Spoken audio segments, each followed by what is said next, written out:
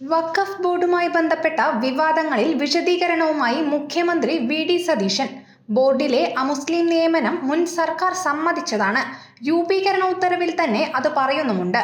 എന്നാൽ പ്രതിപക്ഷ നേതാവ് പിണറായി വിജയൻ വർഗീയത പരത്താനും മുസ്ലിം വിരുദ്ധ വികാരം ഉണ്ടാക്കാനുമുള്ള പ്രചാരണം നടത്തുകയാണെന്ന് മുഖ്യമന്ത്രി പറഞ്ഞു.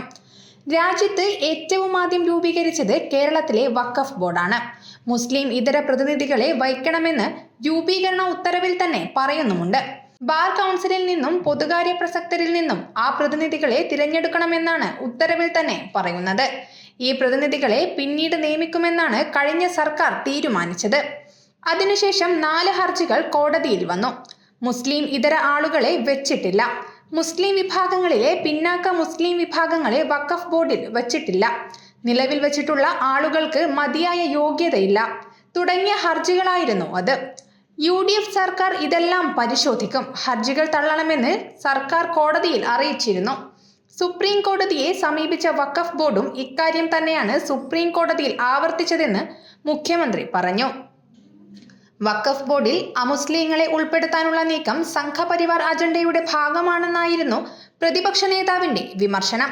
ഇത്തരം നടപടികൾ രാജ്യത്തെ മതനിരപേക്ഷ നിലപാടുകൾക്ക് വിരുദ്ധമാണെന്നും BJP ഭരിക്കുന്ന സംസ്ഥാനങ്ങളിലെ സർക്കാരുകൾ സ്വീകരിക്കുന്നതിന് സമാനമായ നിലപാടാണ് കേരളത്തിലെ സർക്കാരും ഇപ്പോൾ സ്വീകരിക്കുന്നതെന്നും പിണറായി ആരോപിച്ചു.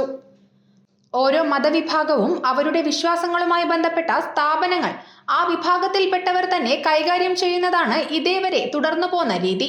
മുസ്ലിം വിഭാഗവുമായി ബന്ധപ്പെട്ട വഖഫ് ബോർഡിൽ അമുസ്ലിങ്ങളെ ഉൾപ്പെടുത്തുന്നത് മതനിരപേക്ഷതയ്ക്കെതിരായ നിലപാടാണെന്നും ഇതിനെ ശക്തമായി എതിർക്കണമെന്നും പിണറായി പറഞ്ഞു.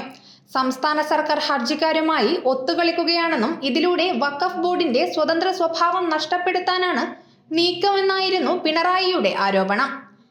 News bureau, Kannur media.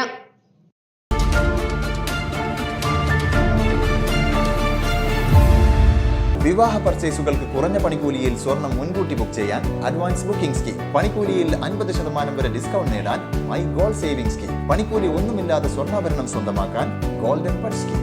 എന്നും വിശ്വസ്തയോടെ സ്വർണം സ്വന്തമാക്കാൻ ആരാധന ജ്വല്ലറി, കുവൈറ്റ് ആൻഡ് കണ്ണൂർ.